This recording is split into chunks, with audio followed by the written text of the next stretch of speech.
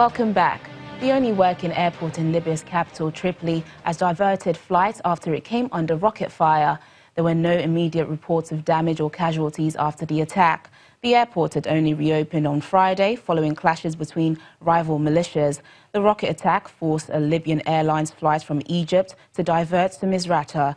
Other flights would also be diverted, and reports say that plans are underway to move other planes at Tripoli to Misrata. Burundi has come under fire at the United Nations for expelling the human rights team that the Council sent to investigate human rights abuses in the country. Burundi's ambassador in Geneva struggled to explain to the UN Human Rights Council why his government had thrown out the UN team. Deputy Human Rights Commissioner Kate Gilmore said her office could not deliver a promised report on human rights in Burundi because the government had not cooperated with the expert team. But Burundi's ambassador, Renovert Tabu, said the UN team had been spun to cast his government in a bad light.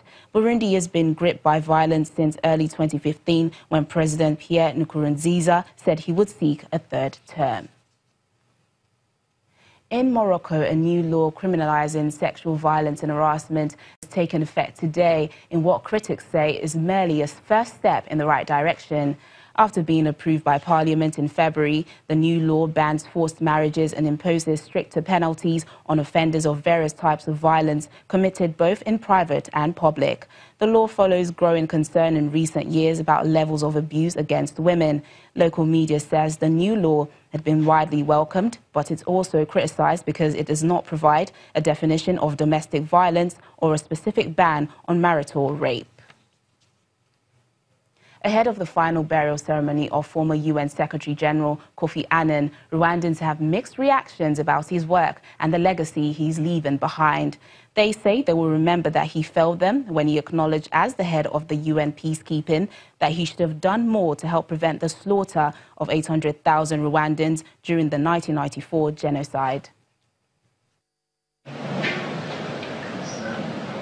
As the world remembers the life and legacy of former United Nations Secretary-General and Nobel Peace Prize laureate Kofi Annan, who died last month, many Rwandans say their memories remain bitter. Mr. Annan was head of UN peacekeeping in 1994, when he acknowledged he should have done more to help prevent the massacre of thousands of people. The greatest reproach was that he failed to act on a telegram from the UN peacekeeping commander, General Romeo Dallaire, urging a move against arms caches being built up by Hutu extremists as they prepared to mass murder. I think broadly, Kofi Annan has a mixed legacy. But particularly to Rwanda, his legacy is one of failure to help stop the genocide. Because as you know, before the genocide, former head of UNAMIL, Dallaire, sent a cable to the UN, and at the time, Kofi Annan was the head of the United Nations, head of peacekeeping missions called and at the time, that cable was never shared with the Security Council. So that is a critical information that if it had been shared by all members of the UN Security Council and probably all members of the UN, probably genocide could have been averted. That is what most Rwandans, I think, remember with Kofi Annan. The Gisozi Genocide Museum in Rwanda's capital, Kigali, stands on slopes above the mass graves containing the bodies of those slaughtered, a reminder of the country's painful history. Ethnic Tutsis and politically moderate Hutus were the targets of the 100-day massacre at the hands of Hutu authorities. Here, visitors can find documents, photographs and audiovisual recordings collected from survivors, witnesses and perpetrators of the genocide. I can't say that he left a good legacy for Rwandans. The only legacy that he left Rwandans was that we thought that the international community existed. But what Kofi Annan showed us was that the international community does not exist, but rather that it exists for interest of the superpowers.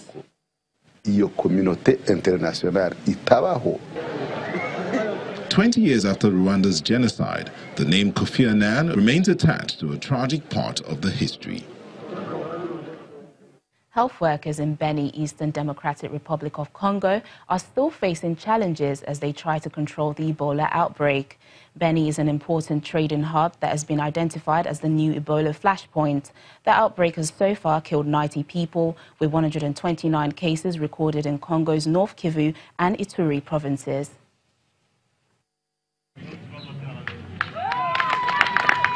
When Esperance Nzavaki heard she was cured of Ebola after 3 weeks of cutting-edge care at a medical center in Eastern Democratic Republic of Congo, she raised her arms to the sky with joy and praised God.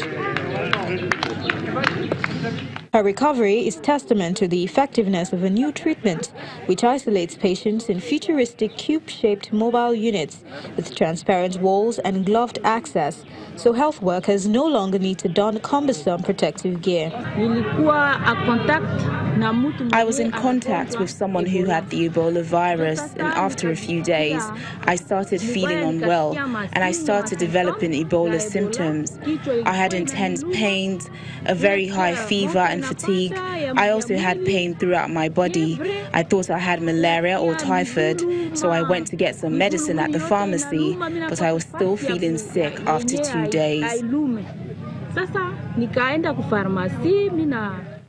Nzavaki was treated at an Ebola center run by the Health NGO Alliance for International Medical Action, or ALIMA, which has partnered with the government and other UN organizations to set up the only center in the region offering this kind of treatment. Here, relatives of patients and visitors can speak to patients through the plastic sheeting around the cubicle without protective suits. Now there's an experimental vaccine manufactured by Merck, which this year helped quash the strain of the virus on the other side of the country in under 3 months, while 3 experimental treatments have been rolled out for the first time. There are some successes because some people recover from Ebola, and for us technicians, it's a great feeling of satisfaction. As you saw just now, we were celebrating with her, the 4th person to come out after recovering in our center. Yes, some people recover from Ebola and others die. All this is a process that has to improve, so the people come to the center much faster, so they can also recover more quickly.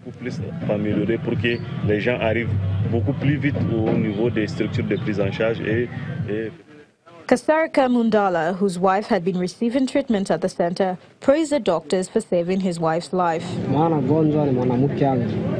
It's been a week and a half since my wife has been ill and has been treated here.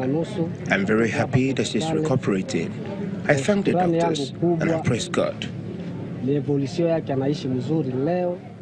Residents have called on authorities to address the insecurity or risk sabotaging efforts to bring the virus under control. Well, that's it on the program. Thanks for watching. I'm Teniola Shavowale.